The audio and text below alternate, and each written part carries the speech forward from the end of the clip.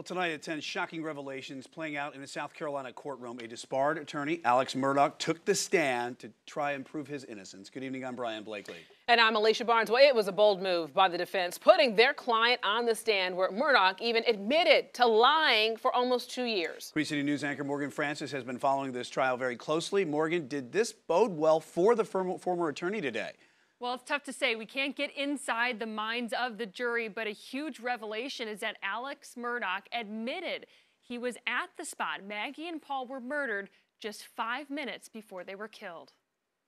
I am going to testify. I want to testify. In a stunning twist, Alex Murdaugh took the stand, at times overcome with emotion, describing the gruesome scene of his wife and son's murders. Boy's laying face down. He's done the way he's done. His head was the way his head was.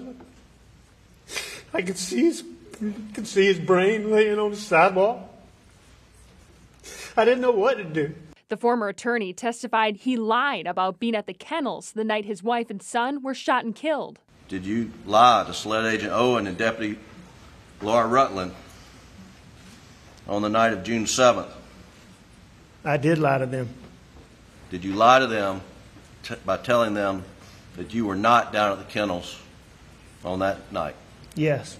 Multiple witnesses throughout the trial testified they heard Alex's voice in a Snapchat video taken by Paul just 5 minutes before he and Maggie were killed.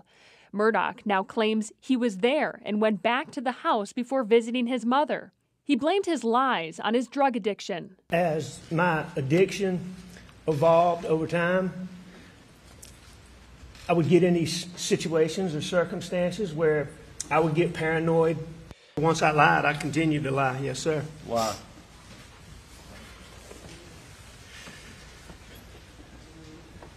You know, oh, what a tangled web we weave. But once I told the lie, I told my family, I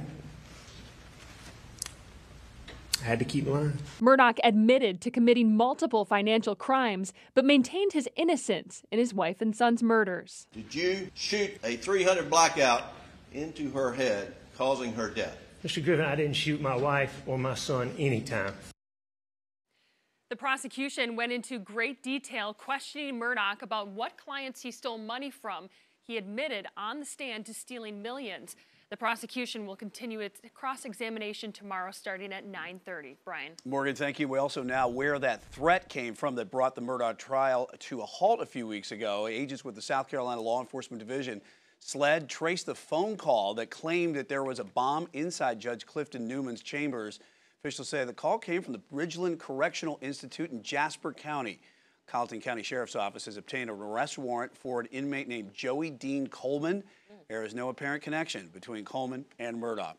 Now, Queen City News aired Murdaugh's entire testimony live on air this afternoon. He is expected to get back on the stand tomorrow and watch the rest of his testimony unfold live right here on Queen City News. And stay up to date with the latest on the trial by heading to our website at qcnews.com.